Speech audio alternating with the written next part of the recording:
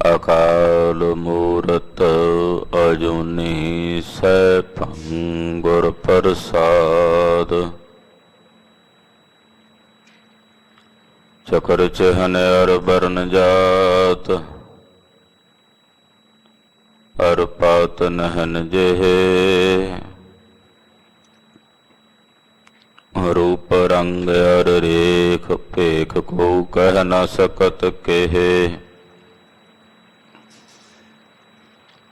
अचल मूरत अनभव प्रकाश अमितोज कहजै। कोट इंद्र इंद्रण साहे साहाण गणजै। त्रिभुवन महीप सुर नर असुर नित नेत बन तृण कहत। त्व सर्ब नाम कथय कवन कर्म नाम बरनत सुमत। तव सर्ब नाम कथय कवन कर्म नाम बरनत सुमत। उर धार विचार मुरार रमो राम मन मोहन नाम जपीने। अदृष्ट अगोचर अपरंपर स्वामी गुर पूरै प्रगट कर दीने। राम पारस चंदन हम काष्ट लोष्ट हर संग हरि सतसंग भय हर कंचन चंदन कीने। नव छे खट बोलह मुख आगर मेरा हर प्रभ इव न पतीने। जन नानक हर हृदय सद ध्यावो यों हर प्रभ मेरा पीने। जन नानक हर हृदय सद ध्यावो यों हर प्रभ मेरा पीने। हम अवगुण भरे एक गुण नाही अमृत छाड़ बिख बिख खाई।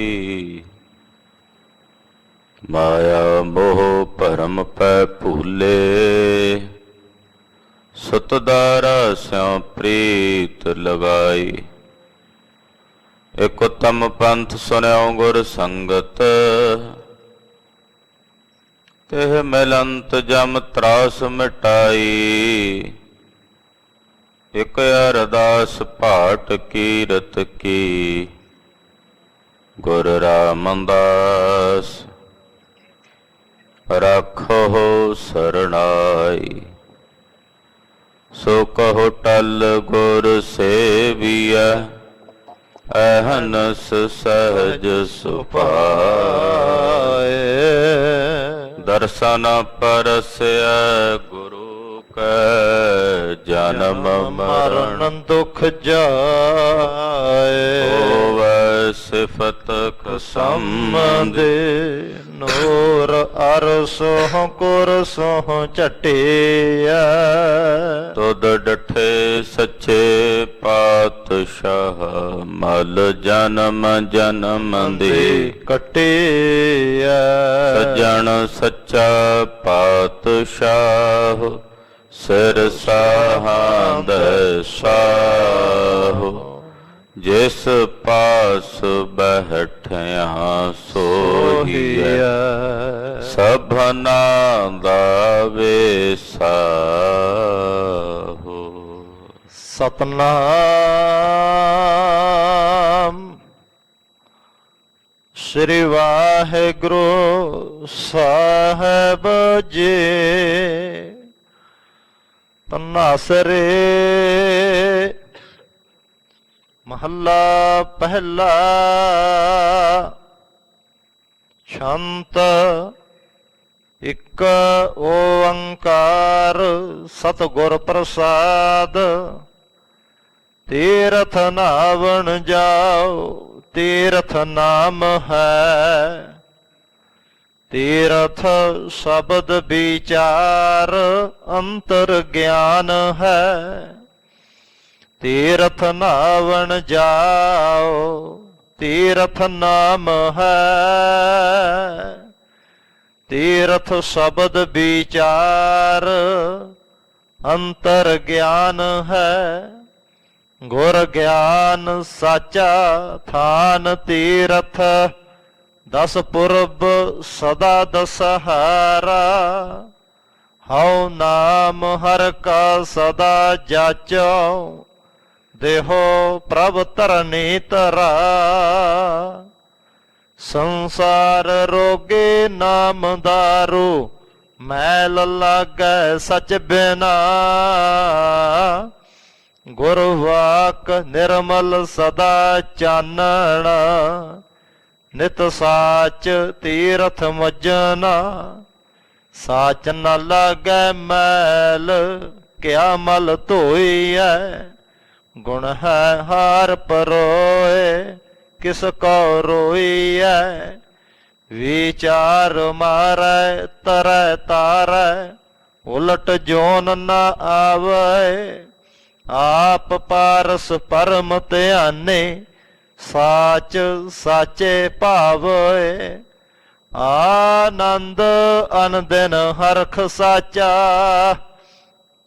ਦੁਖ ਕਿਲ ਵਿਖ ਪਰ ਹਰੈ। ਸਚ ਨਾਮ ਪਾਇਆ ਗੁਰ ਦਿਖਾਇਆ। ਮੈਲ ਨਾਹੀ ਸਚ ਮਨੈ। ਸੰਗਤ ਮੇਤ ਮਿਲਾਪ ਪੂਰਾ ਨਾਵਣੋ।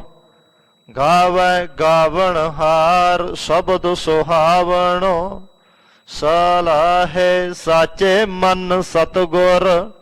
ਪੁੰਨ ਦਾਨ ਦਇਆ ਮਤੇ।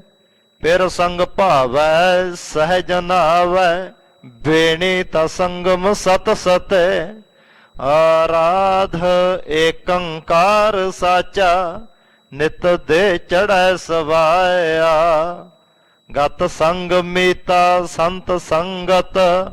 ਕਰ ਨਦਰ ਮੇਲ ਮਿਲਾਇਆ। ਕਹਿਣ ਕਹੈ ਸਭ ਕੋਇ ਕੇਵੜ ਆਖੀਐ। ਹਉ ਮੂਰਖ ਨੀਚ ਅਜਾਣ ਸਮਝਾ ਸਾਖੀਐ।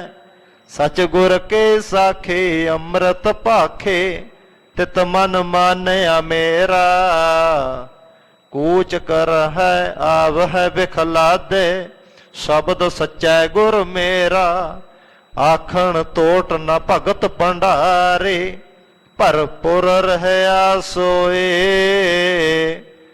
ਨਾਨਕ ਸਾਚ ਕਹੈ ਬੇਨੰਤੇ। ਮਨ ਮਾਂਜੈ ਸਚ ਸੋਏ। ਆਖਣ ਤੋਟ ਨ ਭਗਤ ਭੰਡਾਰੇ। ਭਰਪੁਰ ਰਹਿਆ ਸੋਏ। ਨਾਨਕ ਸਾਚ ਕਹੈ ਬੇਨੰਤੇ। ਮਨ ਮਾਂਜੈ ਸਚ ਸੋਏ। ਵਾਹਿਗੁਰੂ ਜੀ ਕਾ ਖਾਲਸਾ ਵਾਹਿਗੁਰੂ ਜੀ ਕੀ ਫਤਿਹ। ਪਰਮ ਸਨਮਾਨਯੋਗ ਸਤਿਕਾਰਯੋਗ ਗੁਰੂ ਕੀ ਸਾਜੀ ਔਰ ਨਵਾਜੀ ਹੋਈ। ਸਤਿਗੁਰਾਂ ਦੇ ਪਰਮ ਪਿਆਰ ਚ ਪਰੋਤੀ ਹੋਈ। ਗੁਰੂ ਰੰਗ ਚ ਰੰਗੀ ਹੋਈ ਗੁਰੂ ਖਾਲਸਾ। ਸਾਧ ਸੰਗਤ ਜੀਓ ਧੰਤਾ ਦੇ ਪਾਤਰ ਹੋ। ਅੰਮ੍ਰਿਤ ਵੇਲੇ ਤੋਂ ਸਾਹਿਬ ਨੌਵੇਂ ਪਾਤਸ਼ਾਹ ਧੰਨ ਗੁਰੂ ਤੇਗ ਬਹਾਦਰ ਸਾਹਿਬ ਜੀ ਦੇ ਪਾਵਨ ਪਵਿੱਤਰ ਚਰਨ ਛੋਹ ਪ੍ਰਾਪਤ ਇਤਿਹਾਸਕ ਸਥਾਨ ਤੇ ਹਾਜ਼ਰੀਆਂ ਭਰ ਕੇ ਸ਼੍ਰੀ ਗੁਰੂ ਗ੍ਰੰਥ ਸਾਹਿਬ ਜੀ ਮਹਾਰਾਜ ਜੀ ਦੇ ਦਰਸ਼ਨ ਦਿਦਾਰੇ ਪਰਸ ਰਹੇ ਹੋ। ਤੁਰ ਕੀ ਬਾਣੀ ਅਕਾਲੀ ਬਾਣੀ ਸ੍ਰੀ ਆਸਾ ਜੀ ਦੀ ਵਾਰ ਦੇ ਸ਼ਬਦ ਕੀਰਤਨ ਰਾਗੀ ਸਿੰਘਾਂ ਦੀ ਰਸਨਾ ਤੋਂ ਬਹੁਤ ਹੀ ਅਦਬ ਸਤਕਾਰ ਸ਼ਰਧਾ ਸਹਿਤ ਆਪ ਜੀ ਨੇ ਸਰਵਣ ਕੀਤੇ ਹਨ। ਸ਼੍ਰੀ ਮੁਖਵਾਕ ਹੁਕਮਨਾਮੇ ਦੀ ਦਾਤ ਪਹਿਲੇ ਪਾਤਸ਼ਾਹ ਧੰਨ ਗੁਰੂ ਨਾਨਕ ਦੇਵ ਸਾਹਿਬ ਜੀ ਮਹਾਰਾਜ ਜੀ ਨੇ ਸਾਨੂੰ ਸਾਰਿਆਂ ਨੂੰ ਬਖਸ਼ਿਸ਼ ਕੀਤੀ ਹੈ।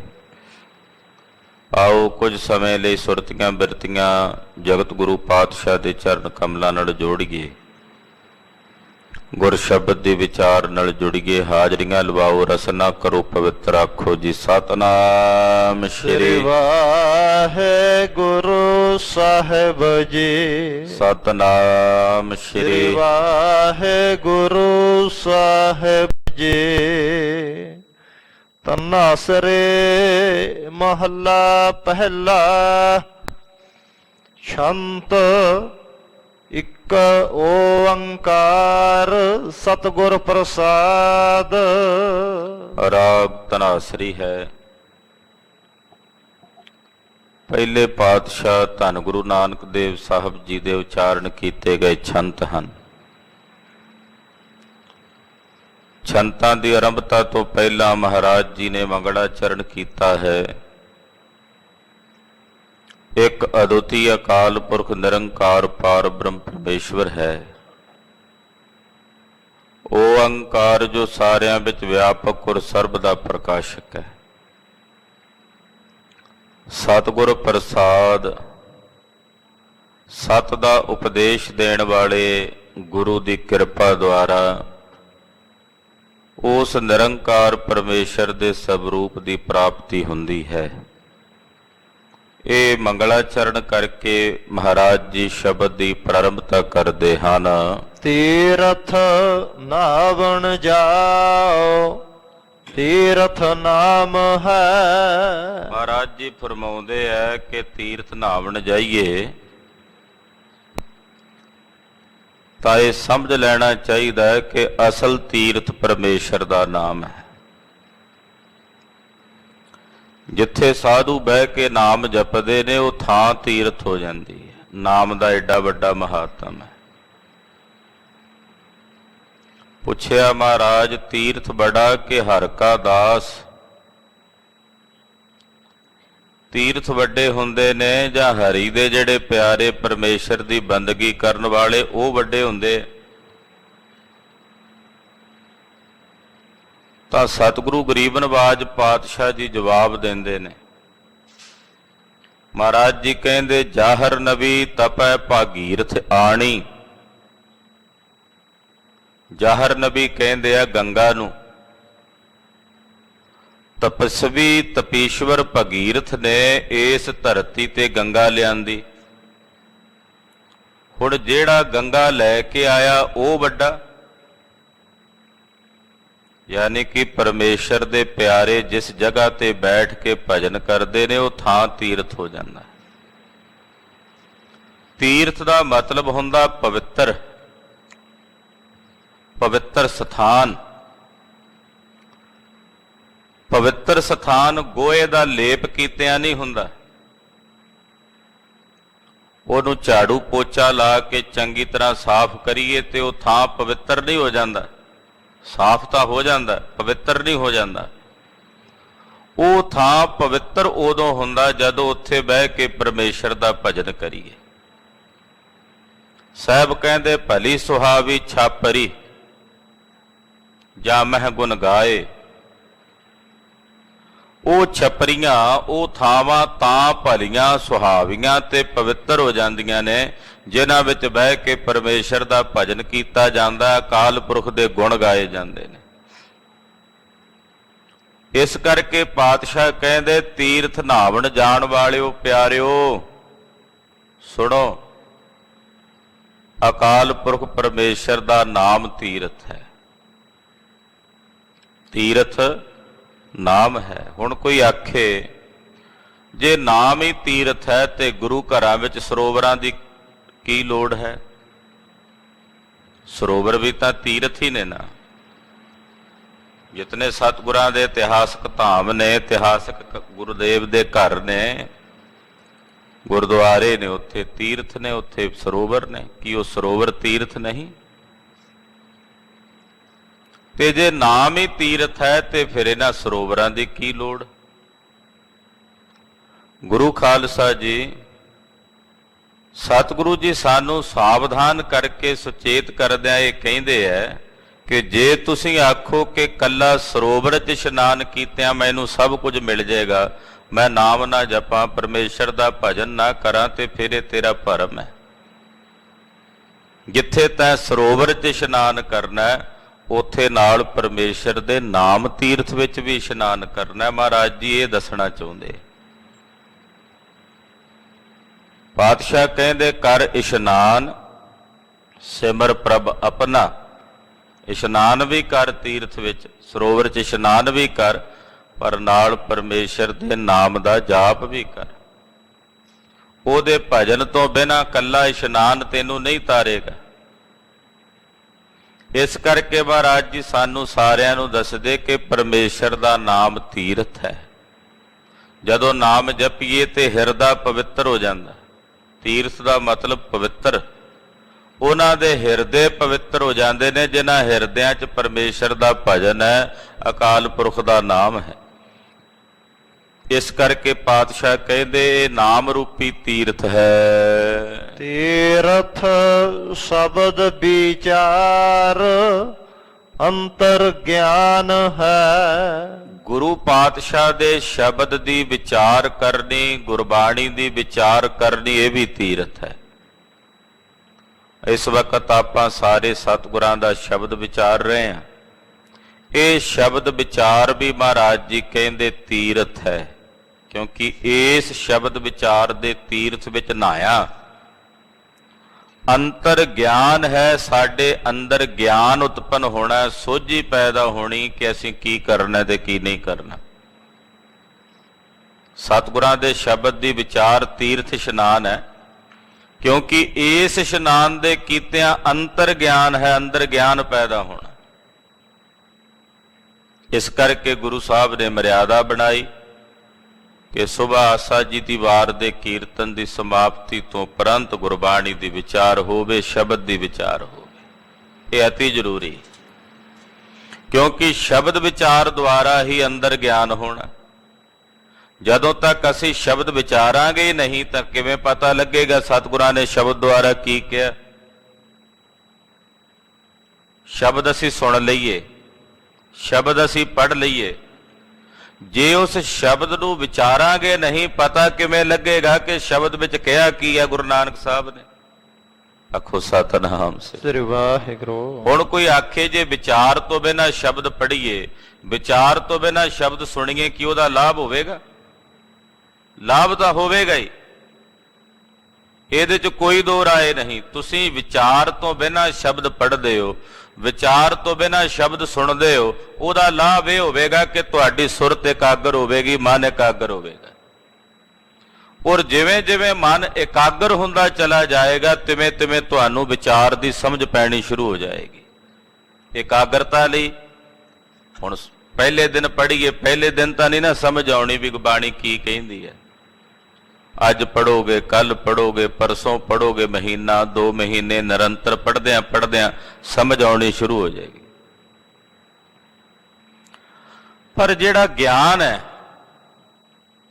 ਇਕਾਗਰਤਾ ਤਾਂ ਮਿਲ ਜਾਏਗੀ, ਗਿਆਨ ਹਾਸਲ ਨਹੀਂ ਹੋਵੇਗਾ। ਗਿਆਨ ਉਦੋਂ ਮਿਲੇਗਾ ਜਦੋਂ ਸਤਿਗੁਰਾਂ ਦੇ ਸ਼ਬਦ ਨੂੰ ਵਿਚਾਰਾਂਗੇ। ਵਿਚਾਰ ਕਰ ਰਹੇ ਹਾਂ ਤੇ ਪਤਾ ਲੱਗ ਰਿਹਾ ਨਾ ਵੀ ਸਤਿਗੁਰੂ ਜੀ ਦੱਸ ਰਹੇ ਨੇ ਕਿ ਪਰਮੇਸ਼ਰ ਦਾ ਨਾਮ ਤੀਰਥ ਹੈ। ਵਿਚਾਰ ਕਰਾਂਗੇ ਤੇ ਪਤਾ ਲੱਗੇਗਾ ਨਾ। ਸਤਿਗੁਰਾਂ ਦੇ ਸ਼ਬਦ ਦੀ ਵਿਚਾਰ ਵੀ ਤੀਰਥ ਹੈ। ਜਿਸ ਤੀਰਥ 'ਚ ਇਸ਼ਨਾਨ ਕੀਤਿਆਂ ਅੰਤਰ ਗਿਆਨ ਹੈ, ਸਾਡੇ ਅੰਦਰ ਗਿਆਨ ਦੀ ਉਤਪਤੀ ਹੁੰਦੀ ਹੈ। ਗੁਰ ਗਿਆਨ ਸਾਚਾ ਥਾਨ ਤੀਰਥ, 10 ਪੁਰਬ ਸਦਾ ਦਸਹਾਰਾ। ਇਹ ਭਾਈ ਗੁਰੂ ਸਾਹਿਬ ਜੀ ਦਾ ਬਖਸ਼ਿਸ਼ ਕੀਤਾ ਗਿਆ ਜਿਹੜਾ ਗਿਆਨ ਹੈ, ਇਹ ਸੱਚਾ ਥਾਨ ਹੈ। ਜਾਂ ਏਦਾਂ ਕਹਿ ਲਈਏ, ਸਾਧ ਸੰਗਤ ਰੂਪੀ ਇਹ ਸੱਚਾ ਸਥਾਨ ਹੈ। ਜਿੱਥੇ ਆਪਾਂ ਬੈਠੇ ਆ, ਇਹ ਸੰਗਤ ਸੱਚਾ ਸਥਾਨ ਹੈ, ਜਿੱਥੇ ਗੁਰੂ ਸਾਹਿਬ ਜੀ ਦਾ ਬਖਸ਼ਿਆ ਹੋਇਆ ਗਿਆਨ ਸੱਚਾ ਤੀਰਥ ਨਾਵਣ ਹੈ। ਇਹ 10 ਪੁਰਬਾਂ ਦਾ ਦਸਹਾਰਾ ਲੱਗਾ ਹੋਇਆ। ਜਿਵੇਂ 10 ਪੁਰਬ ਇੱਕੋ ਦੇ ਨਹੀਂ ਹੋਣੇ, 10 ਪੁਰਬੀ ਦਾ ਇਸ਼ਨਾਨ ਕਹਿੰਦੇ ਨੇ। ਜਿਵੇਂ ਸਾਲ ਬਾਅਦ ਬਸੰਤ ਪੰਚਮੀ ਆਉਂਦੀ ਹੈ ਨਾ, ਇੱਥੇ ਜੋੜ ਮੇਲਾ ਆਉਂਦਾ, ਦੂਰੋਂ ਦਰੇਡਿਓਂ ਸੰਗਤਾਂ ਇਸ਼ਨਾਨ ਕਰਨ ਆਉਂਦੀਆਂ ਬਸੰਤ ਤੇ। ਕਹਿੰਦੇ ਸਾਧ ਸੰਗਤ ਵਿੱਚ ਬੈਠ ਕੇ ਜਦੋਂ ਗੁਰੂ ਸਾਹਿਬ ਜੀ ਦੇ ਸੱਚੇ ਗਿਆਨ ਨੂੰ ਵਿਚਾਰਿਆ ਜਾਂਦਾ ਹੈ ਤਾਂ ਇਹ 10 ਬਸੰਤ ਪੰਚਮੀਆਂ ਦਾ ਇਸ਼ਨਾਨ ਨੇਤੀ ਹੋ ਰਿਹਾ। ਨੇਤੀ ਇਹ 10 ਪੁਰਬੀ ਦਾ ਦਸ਼ਹਰਾ ਨੇਤੀ ਹੋ ਰਿਹਾ। ਨਿਤ ਐਸਾ ਨਹੀਂ ਕਿ ਜੋ ਬਸੰਤ ਪੰਚਮੀ ਆਵੇਗੀ ਉਹਦੇ ਇਸ਼ਨਾਨ ਦਾ ਮਹੱਤਵ ਨਹੀਂ, ਉਹਦਾ ਵੀ ਮਹੱਤਵ ਹੈ। ਸਤਿਗੁਰੂ ਨੌਵੇਂ ਪਾਤਸ਼ਾਹ ਨੇ ਬਚਨ ਕਹੇ, ਜੋ ਆਵੇਗਾ ਇਸ਼ਨਾਨ ਕਰੇਗਾ 68 ਤੀਰਥਾਂ ਦੇ ਮੱਜਣ ਦਾ ਫਲ ਪਾਵੇਗਾ। ਤੋ ਇਹ 10 ਪੁਰਬੀ ਦਸ਼ਹਰਾ ਇਹ ਨੇਤੀ ਲੱਗਾ ਹੋਇਆ ਗੁਰੂ ਕੀ ਸੰਗਤ ਵਿੱਚ। ਹਾਂਜੀ, ਹਉ ਨਾਮ ਹਰ ਕਾ ਸਦਾ ਜਾਚੋ, ਦੇਹੋ ਪ੍ਰਭ ਧਰਨੀ ਧਰਾ। ਹਰੀ ਮੈਂ ਤੇਰਾ ਨਾਮ ਤੇਰੇ ਚਰਨਾਂ ਚੋਂ ਮੰਗਦਾ। ਹਉ ਨਾਮ ਹਰ ਕਾ ਸਦਾ ਜਾਚੋਂ, ਹਰੀ ਦਾ ਨਾਮ ਮੈਂ ਸਦਾ ਹਰੀ ਦੇ ਕੋਲੋਂ ਮੰਗਦਾ। ਦੇਹੋ ਪ੍ਰਭ ਧਰਣੀ ਧਰਾ, ਇਸ ਧਰਤੀ ਨੂੰ ਧਾਰਨ ਕਰਨ ਵਾਲੇ ਰੱਬ ਜੀ,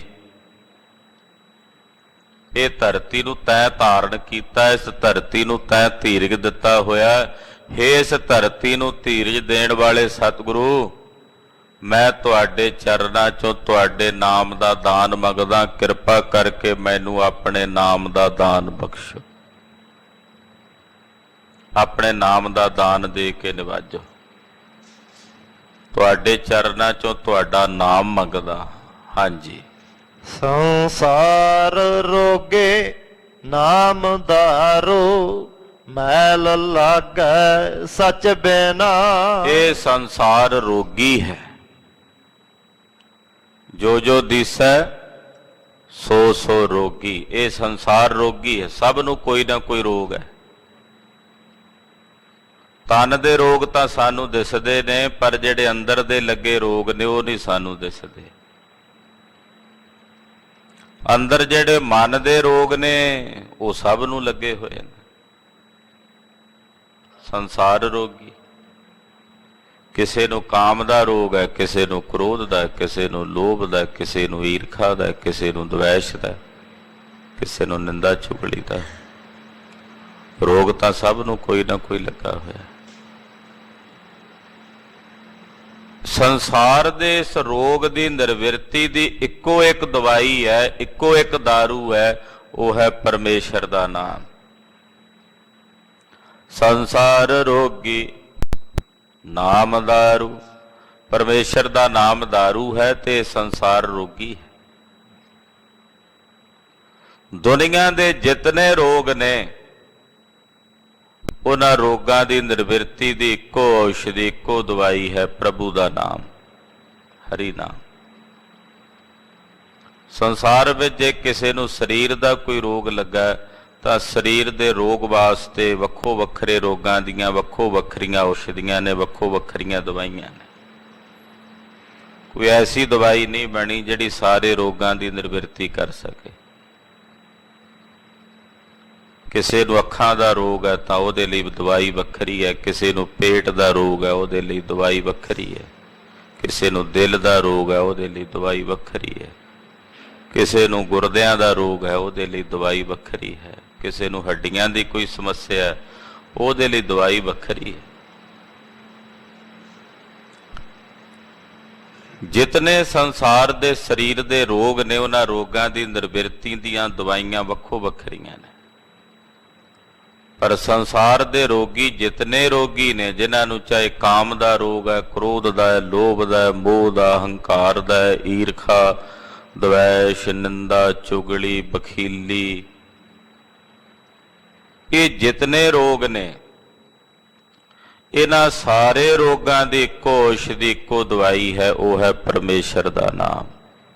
ਸਰਬ ਰੋਗ ਕਾ ਔਖਦ ਨਾਮ। ਜਿਤਨੇ ਰੋਗ ਨੇ ਉਹਨਾਂ ਸਾਰੇ ਰੋਗਾਂ ਦੀ ਔਸ਼ਧੀ ਦਵਾਈ ਪਰਮੇਸ਼ਰ ਦਾ ਅੰਮ੍ਰਿਤ ਨਾਮ ਹੈ। ਸੰਸਾਰ ਰੋਗੀ ਨਾਮ ਦਾਰੂ, ਮੈਲ ਲਾਗੈ ਸਚ ਬਿਨਾ। ਪਰਮੇਸ਼ਰ ਦੇ ਸੱਚੇ ਨਾਮ ਤੋਂ ਬਿਨਾਂ ਇਸ ਜੀਵ ਨੂੰ ਵਿਕਾਰਾਂ ਦੀ ਮੈਲ ਲੱਗਦੀ।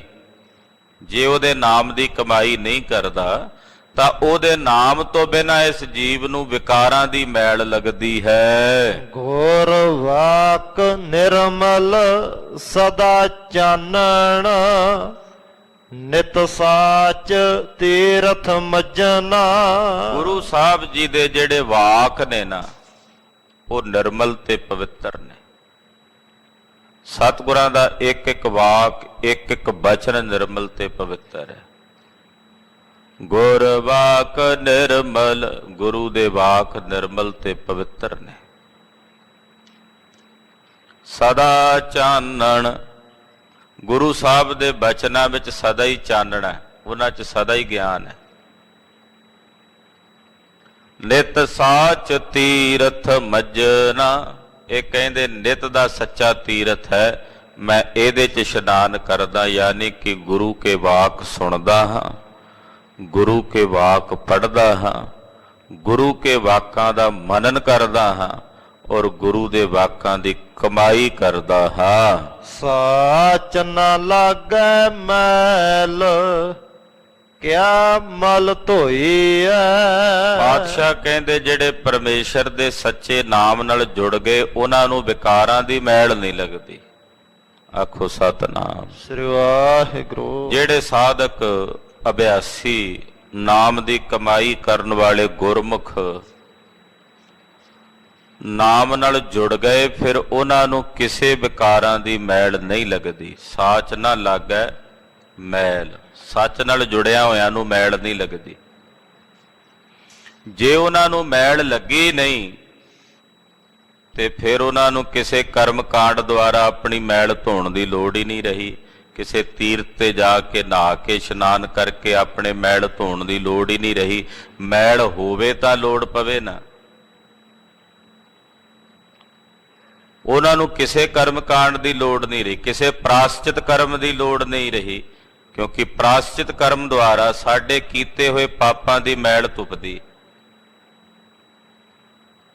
ਇੱਕ ਹੁੰਦੇ ਨੇ ਵਿਹਿਤ ਕਰਮ, ਇੱਕ ਹੁੰਦੇ ਨੇ ਨਿਸ਼ੇਧ ਕਰਮ, ਇੱਕ ਹੁੰਦੇ ਨੇ ਪ੍ਰਾਸ਼ਚਿਤ ਕਰਮ, ਇੱਕ ਹੁੰਦੇ ਨੇ ਨਿਤ ਕਰਮ, ਇੱਕ ਹੁੰਦੇ ਨੇ ਨਿਮਿਤ ਕਰਮ। ਇਹ 5 ਪ੍ਰਕਾਰ ਦੇ ਕਰਮ ਨੇ। ਪਹਿਲੇ ਵਿਹਿਤ ਕਰਮ, ਜਿਨ੍ਹਾਂ ਲਈ ਗੁਰਦੇਵ ਦਾ ਹੁਕਮ ਹੈ ਵੀ ਕਰੋ, ਦਾਨ ਕਰੋ, ਭਜਨ ਕਰੋ, ਅੰਮ੍ਰਿਤ ਵੇਲੇ ਉੱਠੋ, ਇਹ ਵਿਹਿਤ ਕਰਮ। ਸੱਚ ਬੋਲੋ, ਨਿੰਦਾ ਨਹੀਂ ਕਰਨੀ। ਨਿਸ਼ੇਧ ਕਰਮ, ਨਿੰਦਾ ਨਹੀਂ ਕਰਨੀ, ਚੁਗਲੀ ਨਹੀਂ ਕਰਨੀ, ਕਿਸੇ ਦਾ ਬੁਰਾ ਨਹੀਂ ਕਰਨਾ, ਝੂਠ ਨਹੀਂ ਬੋਲਣਾ, ਇਹ ਨਿਸ਼ੇਧ ਵੀ ਇਹ ਨਹੀਂ ਕਰਨੇ।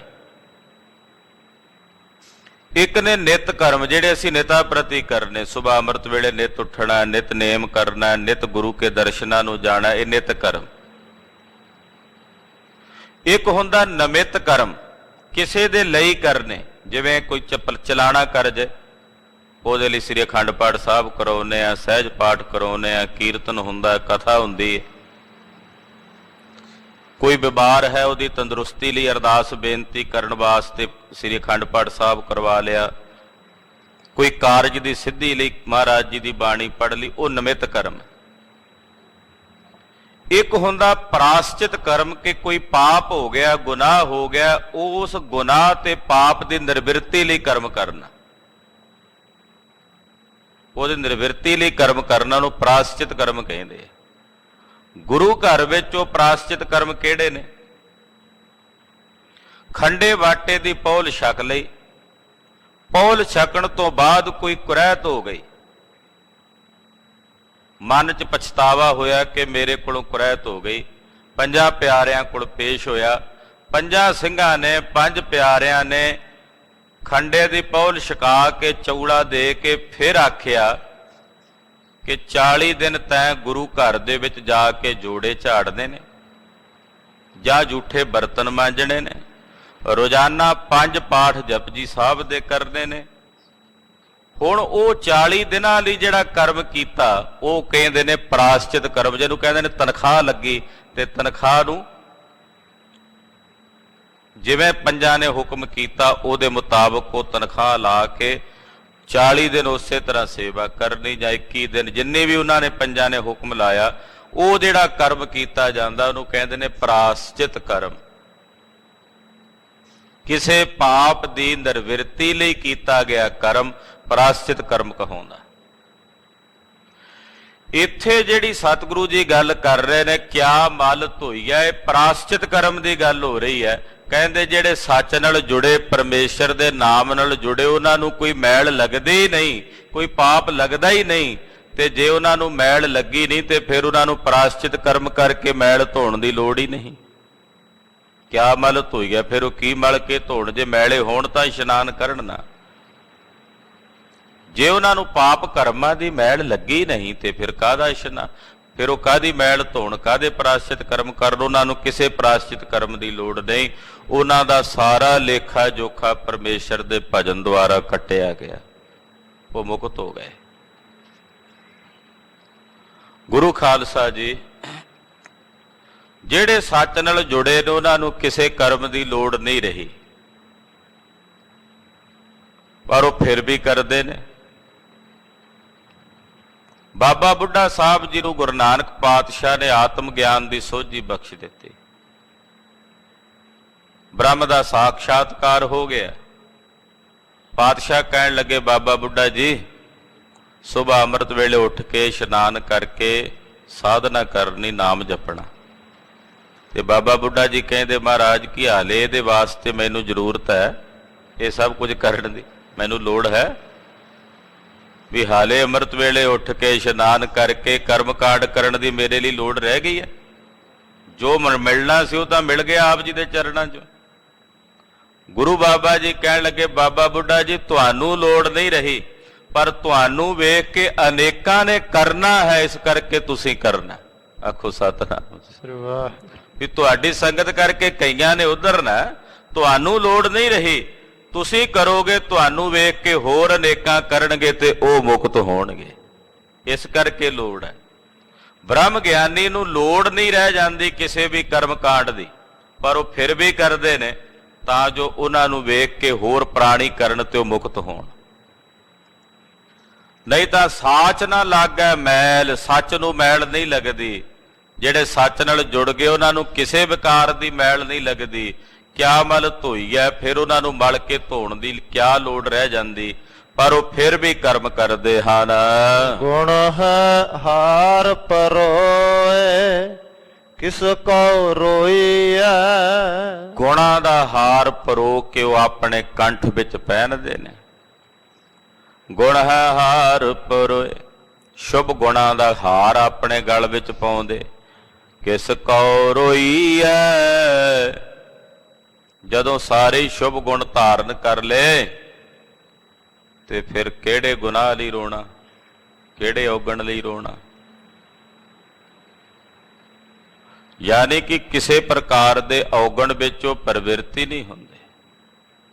ਜਾਂ ਇਸ ਤਰ੍ਹਾਂ ਕਹਿ ਲਈਏ, ਜਦੋਂ ਸਾਰੇ ਸ਼ੁਭ ਗੁਣ ਉਹਨਾਂ ਕੋਲ ਆ ਗਏ ਤੇ ਫਿਰ ਕਿਸੇ ਗੁਣ ਵਾਸਤੇ ਉਹਨਾਂ ਨੂੰ ਤਰਲੋ ਮੱਛੀ ਨਹੀਂ ਹੋਣਾ ਪੈਂਦਾ ਕਿ ਸਾਡੇ ਕੋਲ ਆ ਗੁਣ ਨਹੀਂ, ਸਾਰੇ ਗੁਣ ਪਰਮੇਸ਼ਰ ਉਹਨਾਂ ਨੂੰ ਬਖਸ਼ ਦਿੰਦਾ। ਹਾਂਜੀ।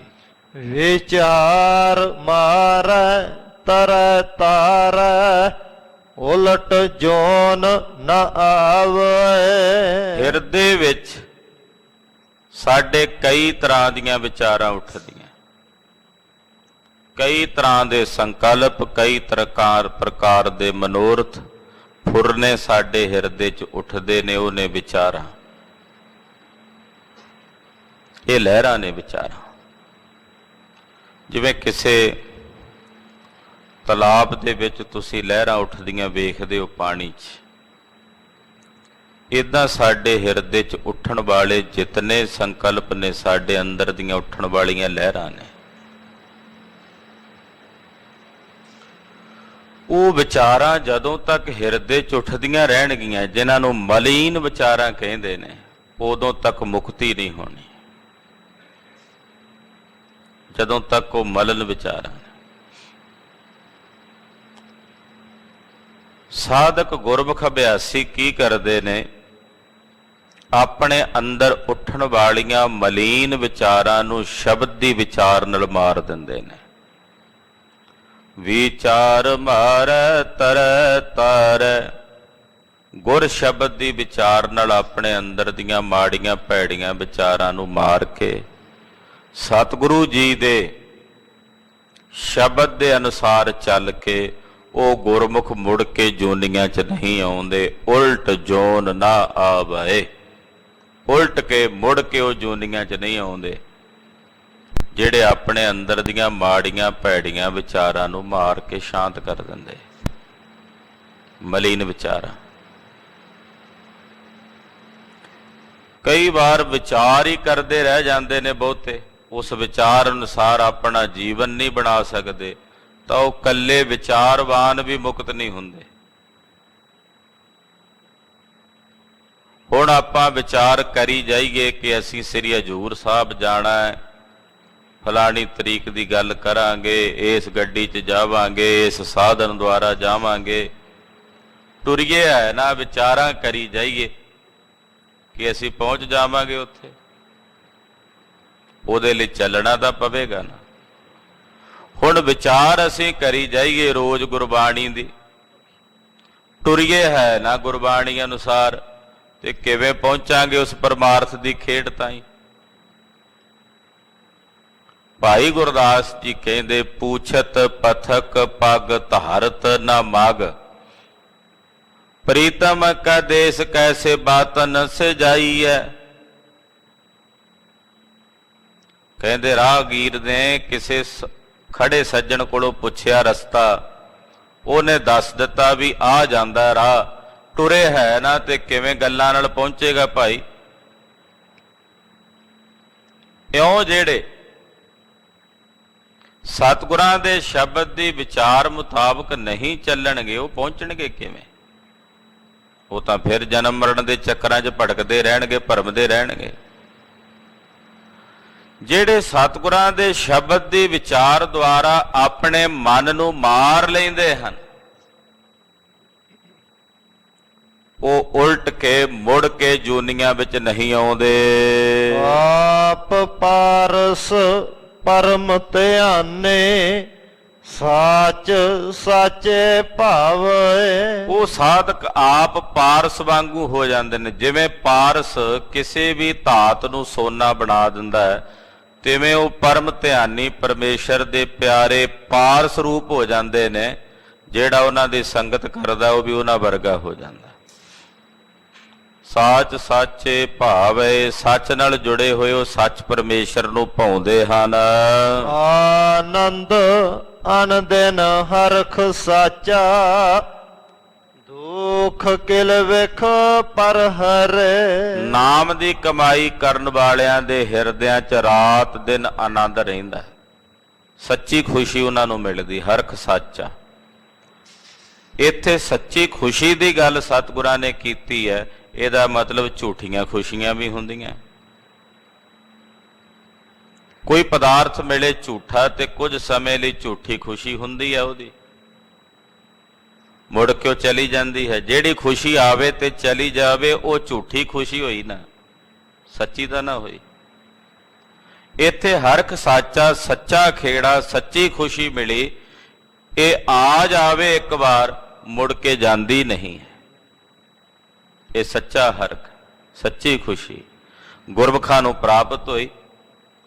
ਦੁੱਖ ਕਿਲ ਵਿਖ ਪਰ ਹਰੇ, ਗੁਰਮੁਖਾਂ ਦੇ ਜਿਤਨੇ ਵੀ ਦੁੱਖ ਨੇ, ਜਿਤਨੇ ਵੀ ਕਿਲ ਵਿਖ ਪਾਪ ਨੇ, ਪਰ ਹਰੇ ਉਹਨਾਂ ਨੇ ਛੱਡ ਦਿੱਤੇ ਨੇ, ਤਿਆਗ ਦਿੱਤੇ ਹਨ। ਸੱਚ ਨਾਮ ਪਾਇਆ ਗੁਰ ਦਿਖਾਇਆ, ਮੈਲ ਨਾਹੀ ਸਚ ਮਨੈ। ਜਿਨ੍ਹਾਂ ਨੇ ਪਰਮੇਸ਼ਰ ਦੇ ਸੱਚੇ ਨਾਮ ਦੀ ਪ੍ਰਾਪਤੀ ਕਰ ਲਈ, ਗੁਰੂ ਨੇ ਜਿਨ੍ਹਾਂ ਨੂੰ ਨਾਮ ਵਿਖਾਲ ਦਿੱਤਾ, ਸੱਚ ਨੂੰ ਮੰਨਣ ਵਾਲਿਆਂ ਦੇ ਹਿਰਦਿਆਂ 'ਚ ਕਦੇ ਕਿਸੇ ਪਾਪ ਕਰਮ ਦੀ ਮੈਲ ਨਹੀਂ ਲੱਗਦੀ। ਮੈਲ ਨਾਹੀ ਸੱਚ ਮੰਨੇ, ਜਿਹੜੇ ਸੱਚ ਨੂੰ ਆਪਣੇ ਹਿਰਦੇ 'ਚ ਮਨਨ ਕਰਦੇ ਹਨ, ਉਹਨਾਂ ਦੇ ਹਿਰਦਿਆਂ ਨੂੰ, ਉਹਨਾਂ ਦੇ ਮਨਾਂ ਨੂੰ ਕਿਸੇ ਵੀ ਪ੍ਰਕਾਰ ਦੇ ਪਾਪ ਕਰਮ ਦੀ ਮੈਲ ਨਹੀਂ ਲੱਗਦੀ। ਸੰਗਤ ਮੇਤ ਮਿਲਾਪ ਪੂਰਾ ਨਾਵਣੋ, ਗੁਰੂ ਕੀ ਸੰਗਤ ਦਾ ਜਿਹੜਾ ਮਿਲਾਪ ਹੈ ਭਾਈ, ਇਹ ਪੂਰਾ ਇਸ਼ਨਾਨ ਹੈ। ਗੁਰੂ ਮਿੱਤਰ ਹੈ ਤੇ ਗੁਰੂ ਮਿੱਤਰ ਦੀ ਸੰਗਤ ਦਾ ਮਿਲਾਪ ਇਹ ਪੂਰਾ ਨਹਾਵਣੋ ਹੈ, ਇਹ ਪੂਰਾ ਇਸ਼ਨਾਨ ਹੈ। ਇੱਥੇ ਅੰਤःਕਰਨ ਦੀ ਸ਼ੁੱਧੀ ਹੁੰਦੀ ਹੈ, ਇੱਥੇ ਪਾਪ ਪੁੰਨ ਵਿਚਾਰਿਆ ਜਾਂਦਾ ਹੈ। ਤੇ ਜਿੱਥੇ ਬਹਿ ਕੇ ਅੰਤःਕਰਨ ਦੀ ਸ਼ੁੱਧੀ ਹੋਵੇ ਉਹ ਪੂਰਾ ਇਸ਼ਨਾਨ ਹੈ। ਗੁਰੂ ਕੀ ਸੰਗਤ, ਜੋ ਗੁਰੂ ਮਿੱਤਰ ਹੈ, ਸਤਿਗੁਰਾਂ ਦੀ ਸੰਗਤ ਦਾ ਮਿਲਾਪ ਪੂਰਾ ਨਹਾਵਣੋਂ ਪੂਰਾ ਇਸ਼ਨਾਨ ਹੈ। ਗਾਵੇ ਗਾਵਣ ਹਾਰ ਸ਼ਬਦ ਸੁਹਾਵਣੋ। ਸਤਿਗੁਰੂ ਜੀ ਦੇ ਸ਼ਬਦ ਦੁਆਰਾ ਜਿਹੜੇ ਸ਼ੋਭਨੀਕ ਹੋ ਗਏ ਨੇ, ਉਹ ਗਾਵਣਹਾਰੇ ਹੋ ਕੇ ਪਰਮੇਸ਼ਰ ਦੀ ਸਿਫਤ ਨੂੰ ਗਾਉਂਦੇ ਹਨ। ਗਾਵੇ ਗਾਵਣਹਾਰ, ਗਾਵਣਹਾਰੇ ਵਾਹਿਗੁਰੂ ਪਰਮੇਸ਼ਰ ਨੂੰ ਗਾਉਂਦੇ ਨੇ, ਔਰ ਸਤਿਗੁਰੂ ਜੀ ਦੇ ਸ਼ਬਦ ਦੁਆਰਾ ਤਿਨਾਂ ਦੇ ਅੰਤःਕਰਨ ਸ਼ੁੱਧ ਹੋ ਜਾਂਦੇ ਹਨ। ਸਲਾਹੇ ਸਾਚੇ ਮਨ ਸਤਿਗੁਰ ਪੁੰਨ ਦਾਨ ਦਇਆ ਮਤੇ। ਜਿਹੜੇ ਸੱਚੇ ਮਨ ਦੁਆਰਾ ਉਸ ਪਰਮੇਸ਼ਰ ਨੂੰ ਸਲਾਹੁੰਦੇ ਨੇ, ਸਾਲਾਹੇ ਸਾਚੇ ਮਨ ਸਤਿਗੁਰ, ਸੱਚੇ ਮਨ ਦੁਆਰਾ ਸਲਾਹੁੰਦੇ ਨੇ, ਫਿਰ ਸਤਿਗੁਰਾਂ ਨੂੰ ਮੰਨਦੇ ਹਨ। ਉਹ ਪੁੰਨ ਕਰਮ ਕਰਦੇ ਨੇ, ਦਾਨ ਦੀ ਬਿਰਤੀ ਰੱਖਦੇ ਨੇ, ਆਪਣੀ ਮੱਤ ਵਿੱਚ ਦਇਆ ਦਾ ਭਾਵ ਰੱਖਦੇ ਨੇ। ਗੁਰੂ ਨੂੰ ਮੰਨਣ ਵਾਲਿਆਂ ਦੇ ਹਿਰਦਿਆਂ 'ਚ ਦਇਆ ਹੁੰਦੀ ਹੈ। ਗੁਰੂ ਖਾਲਸਾ ਜੀ, ਜਿਹੜਾ ਗੁਰੂ ਨੂੰ ਨਹੀਂ ਮੰਨਦਾ ਉਹਦਾ ਹਿਰਦਾ ਨਿਰਦਈ ਹੁੰਦਾ ਹੈ। ਸਤਿਗੁਰਾਂ ਨੂੰ ਮੰਨਣ ਵਾਲਿਆਂ ਦੀ ਮੱਤ ਵਿੱਚ ਦਇਆ ਹੈ, ਔਰ ਉਹ ਪੁੰਨ ਦਾਨ ਦੇ ਕਰਮਾਂ 'ਚ ਪ੍ਰਵਿਰਤ ਰਹਿੰਦੇ ਹਨ। ਪੁੰਨ ਦਾਨ ਕਾ ਕਰਹਿ ਸਰੀਰ, ਉਹ ਆਪਣੇ ਸਰੀਰ ਨੂੰ ਪੁੰਨ ਦਾਨ ਵਿੱਚ ਲਾ ਕੇ ਰੱਖਦੇ। ਹਰ ਵੇਲੇ ਪੁੰਨ ਕਰਮ ਕਰਨੇ, ਭਲੇ ਕਰਮ ਕਰਨੇ, ਚੰਗੇ ਕਰਮਾਂ 'ਚ ਪ੍ਰਵਿਰਤ ਹੋਣਾ, ਸ਼ੁਭ ਵਿਚਾਰਾਂ ਰੱਖਣੀਆਂ, ਸ਼ੁਭ ਫੁਰਨੇ ਹਿਰਦੇ 'ਚ ਸੋਚਣੇ।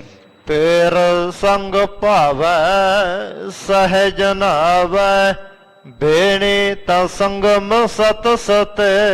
ਜਿਹੜੇ ਸਹਿਜ ਵਿੱਚ ਟਿਕ ਗਏ, ਜਾ ਕੇ ਆਪਣੇ ਪਿਰ ਪਰਮੇਸ਼ਰ ਦੀ ਸੰਗਤ ਕਰਕੇ ਉਹਨੂੰ ਭਾ ਗਏ, ਤਿਨਾਂ ਨੇ ਸਾਧ ਸੰਗਤ ਵਿੱਚ ਆ ਕੇ ਬੇਣੀ ਦਾ ਇਸ਼ਨਾਨ ਕਰ ਲਿਆ। ਬੇਣੀ ਕਹਿੰਦੇ ਨੇ ਤ੍ਰਿਵੇਣੀ ਨੂੰ, ਜਿੱਥੇ ਗੰਗਾ, ਜਮਨਾ ਤੇ ਸਰਸਵਤੀ ਤਿੰਨੇ ਨਦੀਆਂ ਇਕੱਠੀਆਂ ਹੁੰਦੀਆਂ ਨੇ, ਉਹਨੂੰ ਤ੍ਰਿਵੇਣੀ ਕਹਿੰਦੇ ਨੇ। ਇਲਾਹਾਬਾਦ, ਜਿਹਨੂੰ ਪ੍ਰਯਾਗਰਾਜ ਕਹਿੰਦੇ, ਪੁਰਾਣਾ ਨਾਂ ਪ੍ਰਯਾਗਰਾਜ ਹੈ। ਤਿੰਨ ਨਦੀਆਂ ਉੱਥੇ ਮਿਲਦੀਆਂ ਨੇ, ਉਹ ਤ੍ਰਿਵੇਣੀ। ਪਾਤਸ਼ਾਹ ਕਹਿੰਦੇ ਜਿੱਥੇ ਆਪ ਜੀ ਬਹਿ ਕੇ ਸਤਸੰਗ ਵਿੱਚ ਜੁੜਦੇ ਹੋ, ਆਪਣੇ ਉਸ ਪਰਮੇਸ਼ਰ ਦੇ ਸਹਿਜ ਵਿੱਚ ਇਸ਼ਨਾਨ ਕਰਦੇ ਹੋ, ਗਿਆਨ ਵਿੱਚ, ਦਰਅਸਲ ਇਹ ਤ੍ਰਿਵੇਣੀ ਦਾ ਸੰਗਮ ਹੈ। ਹੁਣ ਕੋਈ ਪੁੱਛੇ ਕਿ ਤ੍ਰਿਵੇਣੀ 'ਚ ਤਾਂ ਤਿੰਨ ਨਦੀਆਂ ਨੇ, ਤੇ ਸਾਧ ਸੰਗਤ ਵਿੱਚ ਕਿਹੜੀਆਂ ਤਿੰਨ ਨਦੀਆਂ ਨੇ? ਇੱਥੇ ਕਿਵੇਂ ਬੇਣੀ ਹੋ ਗਈ? ਇੱਥੇ ਤ੍ਰਿਵੇਣੀ ਕਿਵੇਂ ਬਣ ਗਈ ਸੰਗਤ ਵਿੱਚ? ਸਤ ਸੰਗਤ ਵਿੱਚ ਤਿੰਨ ਬੇੜੀਆਂ ਕਿਹੜੀਆਂ ਨੇ, ਤਿੰਨ ਨਦੀਆਂ ਕਿਹੜੀਆਂ ਨੇ? ਪਹਿਲੀ ਹੈ ਗੰਗਾ। ਉਹ ਕਿਹੜੀ ਗੰਗਾ? ਸ਼ੁਭ ਕਰਮਾਂ ਦੀ। ਜਿੱਥੇ ਆ ਕੇ ਤੁਹਾਨੂੰ ਸ਼ੁਭ ਕਰਮਾਂ ਦਾ ਬੋਧ ਹੋਵੇ, ਸ਼ੁਭ ਕਰਮਾਂ ਦਾ ਗਿਆਨ ਹੋਵੇ, ਇਹ ਗੰਗਾ। ਦੂਸਰੀ ਹੈ ਉਪਾਸ਼ਨਾ, ਇਹ ਹੈ ਜਮਨਾ। ਉਪਾਸ਼ਨਾ ਰੂਪੀ ਜਮਨਾ ਨਦੀ ਇਹ ਦੂਸਰੀ, ਕਿ ਜਿੱਥੇ ਆ ਕੇ ਉਪਾਸ਼ਨਾ ਦਾ ਪਤਾ ਲੱਗੇ ਕਿ ਅਸੀਂ ਆਪਣੇ ਇਸ਼ਟ ਦੀ ਉਪਾਸ਼ਨਾ ਕਰਨੀ। ਤੀਸਰਾ ਹੈ ਸਰਸਵਤੀ ਨਦੀ। ਉਹ ਕਿਹੜੀ ਹੈ? ਉਹ ਹੈ ਗਿਆਨ। ਕਰਮ, ਉਪਾਸ਼ਨਾ ਔਰ ਗਿਆਨ ਦੀਆਂ ਇਹ ਤਿੰਨ ਨਦੀਆਂ ਦਾ ਸੰਗਮ ਹੈ ਗੁਰੂ ਕੀ ਸੰਗਤ। ਜਿੱਥੇ ਆ ਕੇ ਕਰਮ ਦਾ ਬੋਧ ਹੋਵੇ, ਜਿੱਥੇ ਆ ਕੇ ਉਪਾਸ਼ਨਾ ਦਾ ਪਤਾ ਲੱਗੇ, ਜਿੱਥੇ ਆ ਕੇ ਗਿਆਨ ਦੀ ਜਾਣਕਾਰੀ ਹੋਵੇ, ਇਹ ਤਿੰਨ ਨਦੀਆਂ ਦਾ ਸੰਗਮ ਹੈ ਗੁਰੂ ਕੀ ਸੰਗਤ ਵਿੱਚ।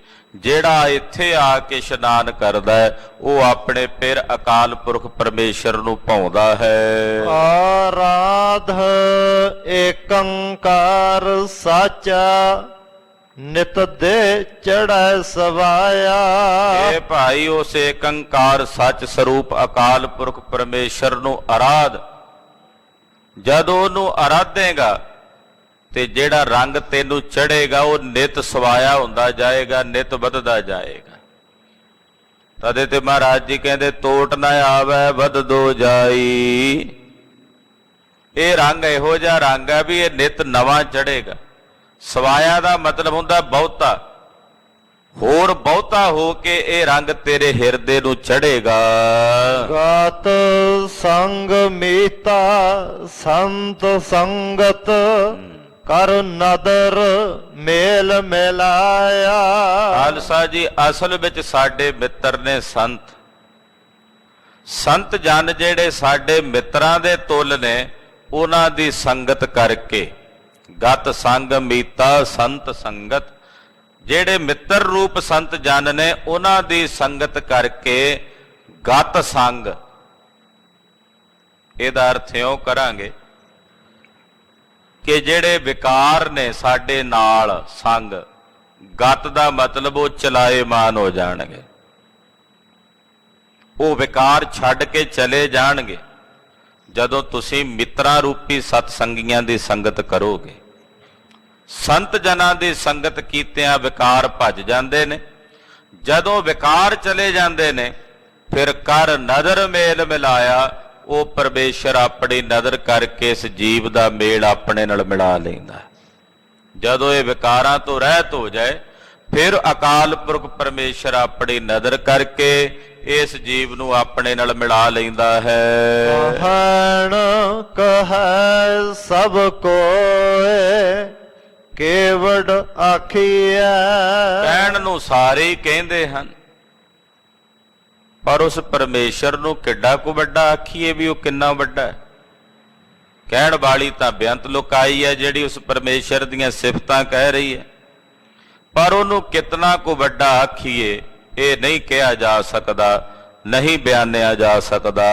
ਹਾਂ ਮੂਰਖ ਨੀਚ ਅਜਾਣ ਸਮਝਾ ਸਾਖੀਐ। ਇਹ ਮੇਰੇ ਪ੍ਰਭੂ ਮੈਂ ਮੂਰਖ ਨਾ ਸਮਝ,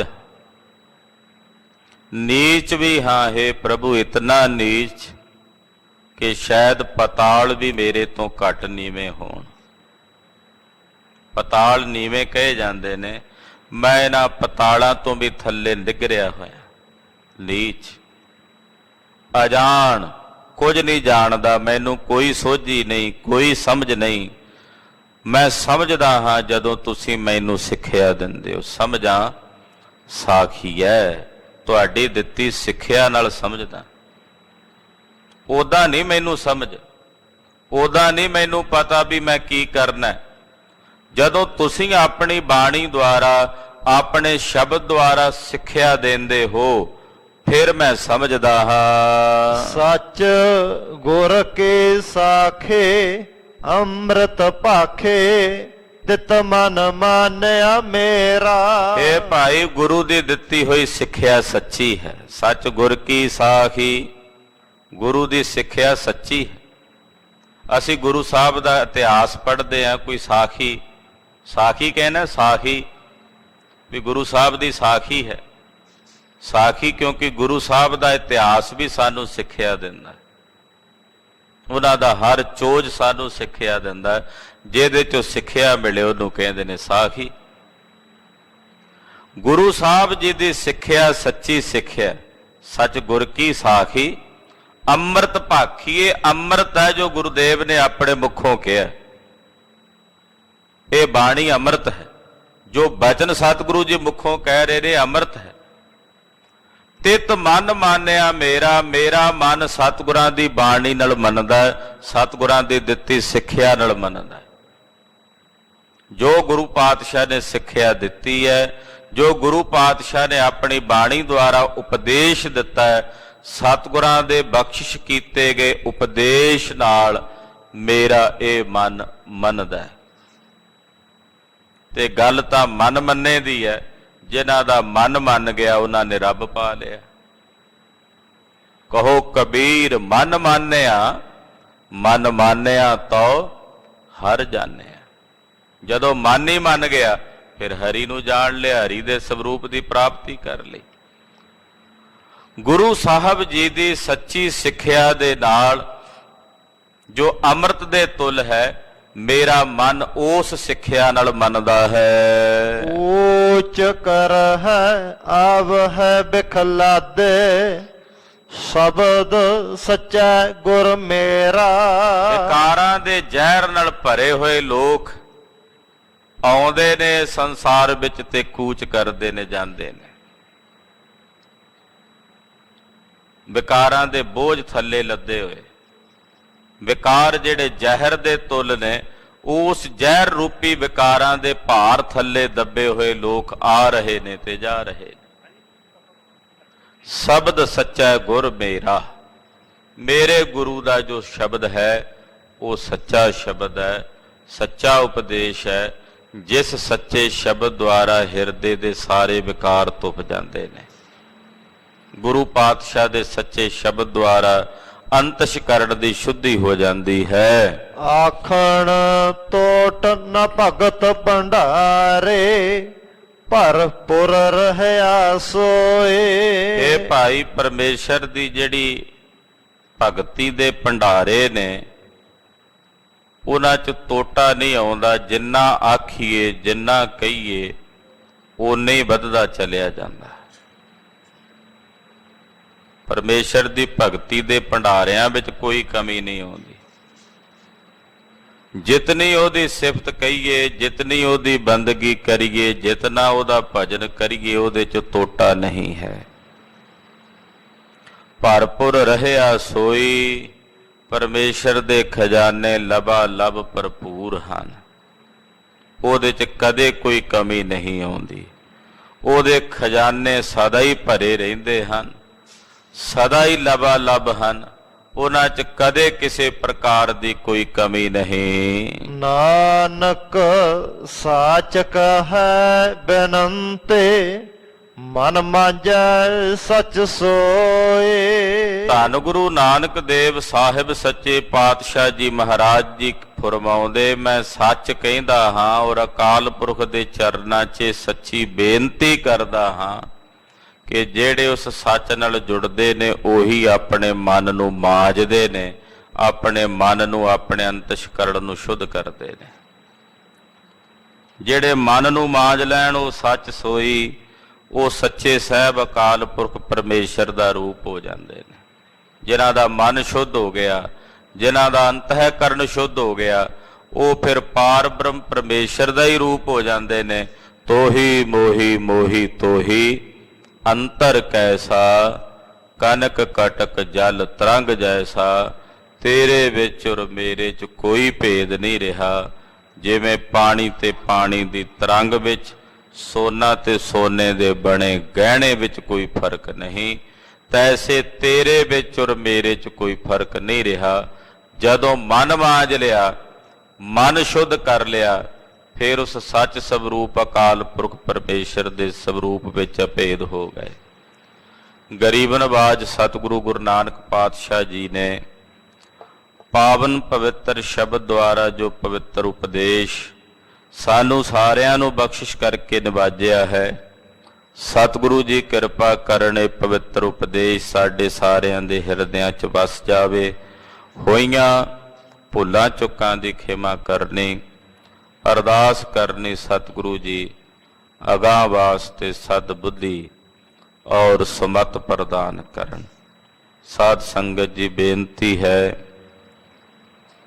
8 ਅਗਸਤ ਨੂੰ ਗੁਰੂ ਕੇ ਬਾਗ ਦਾ ਮੋਰਚਾ, ਉਹਦਾ 100 ਸਾਲਾ ਸ਼ਤਾਬਦੀ ਦਿਵਸ ਆ ਰਿਹਾ ਹੈ। ਸ਼੍ਰੋਮਣੀ ਗੁਰਦੁਆਰਾ ਪ੍ਰਬੰਧਕ ਕਮੇਟੀ ਵੱਲੋਂ ਤਥਾ ਸਮੂਹ ਜਥੇਬੰਦੀਆਂ ਔਰ ਸੰਗਤਾਂ ਦੇ ਸਹਿਯੋਗ ਨਾਲ ਗੁਰੂ ਕੇ ਬਾਗ ਦੇ ਮੋਰਚੇ ਦਾ 100 ਸਾਲਾ ਸ਼ਤਾਬਦੀ ਦਿਵਸ ਗੁਰੂ ਕੇ ਬਾਗ ਵਿਖੇ ਸ਼੍ਰੀ ਅੰਮ੍ਰਿਤਸਰ ਸਾਹਿਬ ਜੀ ਦੇ ਨੇੜੇ ਮਹਾਰਾਜ ਜੀ ਦਾ ਇਹ ਸਥਾਨ ਹੈ, ਗੁਰੂ ਕਾ ਬਾਗ। ਉਸ ਜਗ੍ਹਾ ਤੇ ਇਹ ਜੋੜ ਮੇਲ ਮਨਾਏ ਜਾ ਰਹੇ ਨੇ। ਸਮੂਹ ਸੰਗਤਾਂ ਨੂੰ ਬੇਨਤੀ ਹੈ ਕਿ ਆਪ ਜੀ ਨੇ ਇਹਨਾਂ ਜੋੜ ਮੇਲਿਆਂ 'ਚ ਸ਼ਮੂਲੀਅਤ ਕਰਕੇ ਉਹਨਾਂ ਸਮੂਹ ਸ਼ਹੀਦਾਂ ਨੂੰ, ਵੱਡਿਆਂ ਦੀਆਂ ਕੁਰਬਾਨੀਆਂ ਨੂੰ ਚੇਤੇ ਕਰਕੇ ਆਪਣੀ ਸ਼ਰਧਾ, ਆਪਣਾ ਸਤਿਕਾਰ ਭੇਟ ਕਰੀਏ। ਵਾਹਿਗੁਰੂ ਵਾਹਿਗੁਰੂ, ਵਾਹਿਗੁਰੂ ਵਾਹਿਗੁਰੂ।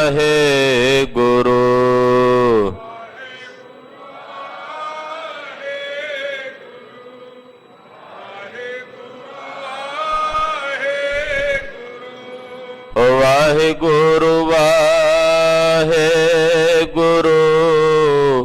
ਵਾਹਿਗੁਰੂ ਵਾਹਿਗੁਰੂ।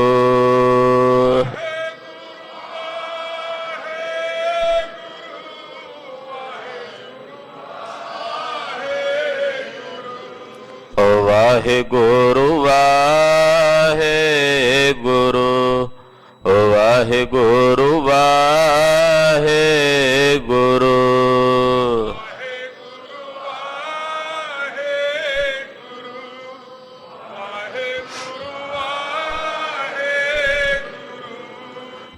ਵਾਹਿਗੁਰੂ ਵਾਹਿਗੁਰੂ, ਵਾਹਿਗੁਰੂ ਵਾਹਿਗੁਰੂ। ਵਾਹਿਗੁਰੂ ਵਾਹਿਗੁਰੂ,